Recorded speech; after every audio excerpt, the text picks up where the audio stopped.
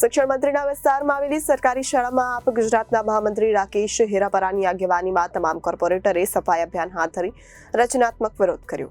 રાષ્ટ્રપિતા પૂજ્ય મહાત્મા ગાંધી બાપુની જન્મજયંતિ સમયે સ્વચ્છ ભારત મિશનને 10 વર્ષ પૂર્ણ થયા છે।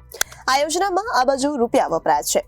આમ છતાં ગુજરાતની સરકારી શાળાઓમાં શાળા સફાઈ માટે પૂરતી ગ્રાન્ટ આપવામાં આવતી નથી। શિક્ષણ મંત્રીના પોતાના જ શહેર અને વિસ્તારમાં શાળાઓની સાફ સફાઈ માટે માત્ર 2 થી 4 હજાર રૂપિયાની ગ્રાન્ટ દર મહિને આપવામાં આવે છે। આને કારણે બાળકોએ ગંદી જગ્યામાં ભણવું પડે છે અને મધ્યાહન ભોજન લેવું પડે છે। ગુજરાતના તમામ વાલીઓ વતી અમારી માંગણી છે કે ગુજરાતની તમામ સરકારી શાળાઓમાં કાયમી સફાઈ કર્મચારીઓની નિમણૂક કરવામાં આવે અને એ નિમણૂક ન થાય ત્યાં સુધી શાળા સફાઈની ગ્રાન્ટમાં વધારો કરવામાં આવે। રાકેશ હેરાપરા પ્રદેશ મહામંત્રી આમ આદમી પાર્ટી ગુજરાત આવતીકાલે સમગ્ર વિશ્વ પૂજ્ય મહાત્મા ગાંધી બાપુની જન્મ જયંતિ ઉજવશે। કેન્દ્ર સરકારે લોન્ચ કરેલી સ્વચ્છ ભારત યોજનાને આ પ્રસંગે 10 વર્ષ થવા આવ્યા છે અને યોજનામાં કરોડો અબજો રૂપિયા ખર્ચાયા છે। ત્યારે વાત કરવી છે મારે ગુજરાતની સરકારી શાળાઓની। અત્યારે અમે જે સરકારી શાળામાં ઊભા છીએ એ છે શિક્ષણ મંત્રીના વિસ્તારમાં આવેલી એક સરકારી શાળા।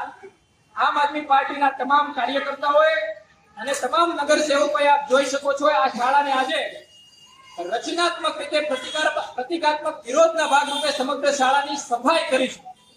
અમે સંદેશ આપવા માંગીએ છીએ કે સ્વચ્છ ભારત પાછળ કરોડો રૂપિયા ખર્ચાયા છતાંય ગુજરાતની સરકારી શાળાઓમાં કાયમી સફાઈ કર્મચારીઓ નથી। અમારી માંગણી છે કે કાયમી સફાઈ કર્મચારીઓની ગુજરાતની તમામ સરકારી શાળાઓમાં નિમણૂક કરવામાં આવે અને જ્યાં સુધી આ નિમણૂક ન થાય ત્યાં સુધી સરકારી શાળાઓને સાફ સફાઈ માટે જે ગ્રાન્ટ આપવામાં આવે છે એમાં વધારો કરવામાં આવે। આપ સૌને જાણીને આશ્ચર્ય થશે કે અત્યારે અમે જે આપણે શાળામાં જે ઊભા છીએ એ શાળાને દર મહિને સાફ સફાઈ માટે માત્ર 1400 રૂપિયાની ગ્રાન્ટ આપવામાં આવે છે। ગુજરાતની અલગ અલગ સરકારી શાળાઓમાં 2 થી 4 હજાર રૂપિયા સુધીની દર મહિને ગ્રાન્ટ આપવામાં આવે છે। આટલા પૈસામાં એક આખી શાળા એક મહિનામાં કેવી રીતે સાફ થઈ શકે?